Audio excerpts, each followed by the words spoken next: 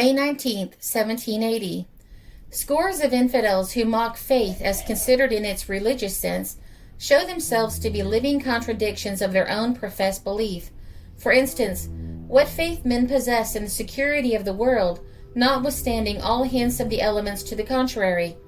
If an earthquake shakes buildings from their foundations, man rebuilds them. If a village be destroyed by flood, man repairs the mischief done. If a volcano vomits forth death and destruction, the dwellers within its shadow, man, hardy man, returns to the haunts which had proved fatal, and in the very jaws of peril, eats, drinks, and sleeps soundly. Humanity lives in the present, quite forgetting past dangers. That it is best so need not be demonstrated here. Relevant to this subject comes a reminiscence of the dark day in New England, the 19th of May, 1780, when for 5 mortal hours the sun hid his face and night fell on the land. Previous to that time of terror, a vapor had filled the air for several days. There was a smell of sulfur. The morning of the 19th was overcast with some clouds, and rain fell over the country with lightning and thunder. Scarcely any motion was in the air, and what wind there was came from the southwest. By 9 o'clock in the forenoon, without previous warning, the darkness stole gradually on, with a luminous appearance near the horizon, as if the obscuring cloud had dropped down from overhead. There was a yellowness of the atmosphere that made clear silver assume a green grass hue. Then a dense, undefinable vapor settled rapidly and without aerial movement over all the land and ocean from Pennsylvania to the Gulf of St. Lawrence. The darkness it caused sinking by degrees until the sunlight was effectually shut out. Ordinary cloud it was not. The rapidity with which so large an extent of the country was enveloped precludes the possibility of supposing this to have been a natural cloud moving laterally. Besides this, the day was too calm to imagine such a thing. Down came the darkness, thicker and thicker. By 10 o'clock, the air was loaded with a thick gloom. The heavens were tinged with a yellowish or faint red. The lurid look increased. Few, if any, ordinary clouds were visible. The sun, in disappearing, took on a brassy hue. The lurid, grassy color spread everywhere, above and below. The grass assumed the color of the sky, and all outdoors wore a sickly, weird, and melancholy aspect, a dusky appearance as if seen through a smoked glass. By 11 o'clock it was night itself, and from this time until 3 in the afternoon, the darkness was extraordinary and frightful. Indoors, candles became an absolute necessity.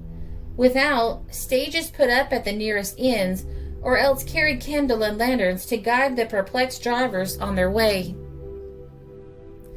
The brute and feathered creation seemed puzzled and agitated. The herds of cattle on New England's 1,000 hills sought the shelter of the shed or barnyard, lowing as they came to the gate, and sheep huddled around the circle with their heads inward, the invariable token of apprehended danger. Dogs whined and ran away as on the approach of an earthquake. Frogs peeped their evening concert.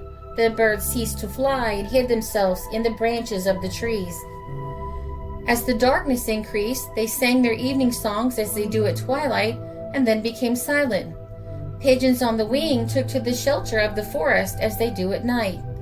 The whippoorwill, as if it were truly night, cheerfully sang his song through the gloomy hours.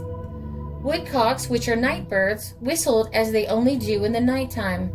Bats came out of their hiding places and flew around. The fowls marched solemnly to their roost as they do only at nightfall, and after cackling for a while over the mystery of so short a day, became still. Cocks crowed, as is their custom, at nightly intervals, and the early breaking of day. The human family was equally terrified. Men left their occupations and sought their houses, where they were met on the threshold by trembling women. Schools were dismissed. Travelers sought shelter, seeming to crave companionship. A deep gloom settled on every face, and terror filled every heart. Toward evening, the darkness was succeeded for an hour or two by a partially clear sky, but this interval was followed by a return of the obscuration, with greater density that rendered the first half of the night hideously dark beyond all former experience of probably 1 million people who saw it. The phenomenon has never been explained. The theory of some that it was smoke and ashes from some forest fires extensively raging was disproved. No fires in the forest could have been sufficient to spread a dense cloud over the whole of New England and even some parts of the Middle States. Notwithstanding the researches of learned men, a satisfactory explanation cannot be given of the mystery. Consequently, the dark day remains an unexplained phenomenon.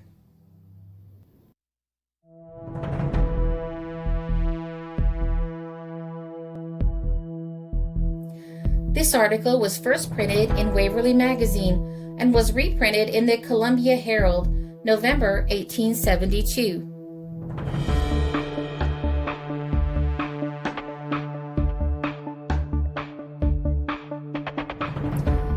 This is a Country Road production because history is fascinating.